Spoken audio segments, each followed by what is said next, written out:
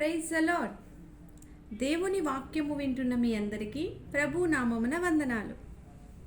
ఈరోజు చదవబోయే అధ్యాయం ద్వారా దేవుడు అనుగ్రహించిన ధైర్యంతో మోషే ఇశ్రాయేలుల పక్షంగా ఫరో ఎదుట నిలబడ్డాడు.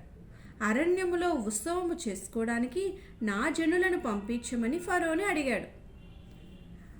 ఇశ్రాయేలీలను పంపించడం ఫరోకి ఇష్టం లేదు కనుక వారికి పనుల భారాన్ని పెంచాడు. అప్పుడు మరల మోషే యెహోవా యొద్దకు తిరిగి వెళ్ళాడు. ప్రియమిత్రులారా, మనం ఏదైనా సాధించాలి అనుకున్నప్పుడు మొదటి అడుగులో విఫలమైతే వదిలేయకుండా మరల దేవుని యొద్దకు వెళ్ళి దేవుని మీద ఆధారపడే అనుభవం పొందుకొనులాగున ఈ అధ్యాయం ద్వారా బలపరచబడదాం. ప్రతిరోజు బైబిల్ చదువుదాం అనే కార్యక్రమానికి స్వాగతం. ఈరోజు నిర్గమాకాండము 5వ అధ్యాయం. నిర్గమాకాండం 5వ అధ్యాయం చదువుకుందాం. తరువాత మోషే అహరోనులు వచ్చి ఫరోను చూచి, ఇశ్రాయేలీల దేవుడైన యెహోవా అరణ్యములో నాకు ఉత్సవము చేయుటకు నా జనమును పోనిమ్మని ఆజ్ఞాపించుచున్నాడనిరి.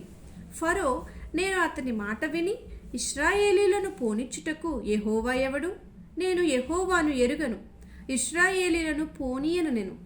అప్పుడు వారు, హెబ్రీల దేవుడు మమ్మును ఎదుర్కొనెను.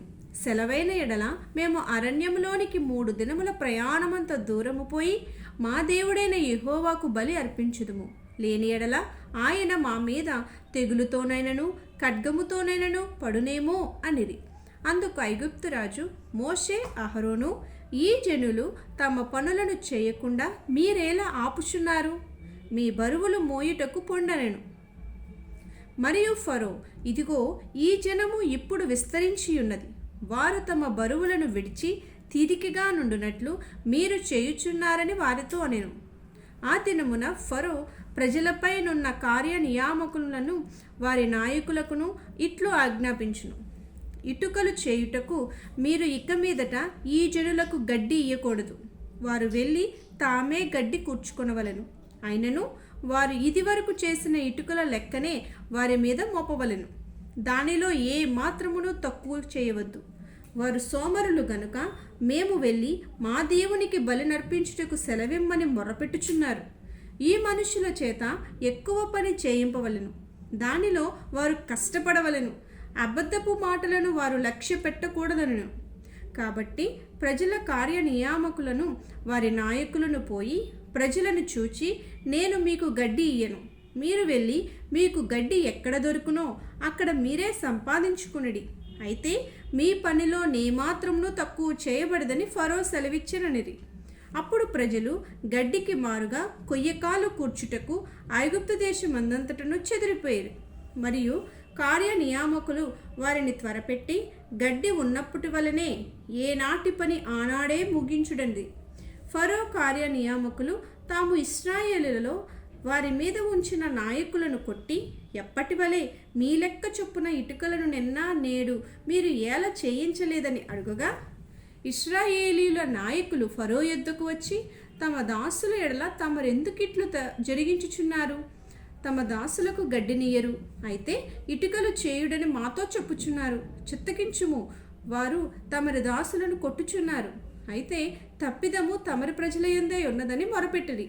అందుకతడు, మీరు సోమరులు, అందుచేత మేము వెళ్ళి యెహోవాకు బలి నర్పించుటకు సెలవిమ్మని మీరడుగుచున్నారు. మీరు పొండి పనిచేయుడి, గడ్డి మీకియ్యబడదు. అయితే ఇటుకల లెక్క మీరప్పగింపక తప్పదని చెప్పెను. మీ ఇటుకల లెక్కలో నే మాత్రమును తక్కువ చేయవద్దు. ఏనాటి పని ఆనాడే చేయవలనని రాజు సెలవీయగా, ఇశ్రాయేలీల నాయకులు తాము దురవస్థలో పడి ఉన్నట్లు తెలుసుకునిరి.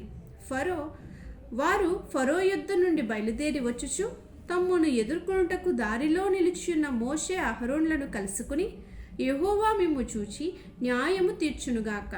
ఫరో ఎదుటను అతని దాసుల ఎదుటను మమ్మును అసహ్యులుగా చేసి మమ్ము చంపుటకై వారి చేతికి ఖడ్గమిచ్చితురని వారితో అనగా, మోషే యెహోవా యొద్దకు తిరిగి వెళ్ళి, ప్రభువా, నీవేళ ఈ ప్రజలకు కీడు చేసితివి? నన్నేల పంపితివి? నేను నీ పేరిట మాట్లాడుటకు ఫరో యొద్దకు వచ్చినప్పటి నుండి అతడు ఈ జనులకు కీడే చేయుచున్నారు. నీ జనులను నీవు విడిపింపను లేదనెను. దేవుడి వాక్యమును దీవించి మన వినికిడిలో ఆశీర్వదించునుగాక. ప్రతిరోజు ఇలా దేవుని వాక్యం వినడానికి ప్రతిరోజు బైబిల్ చదువుదాం అనే కార్యక్రమాన్ని సబ్స్క్రైబ్ చేసుకోండి, లైక్ చేయండి, షేర్ చేయండి. దేవుడు మిమ్మల్ని దీవించి ఆశీర్వదించునుగాక.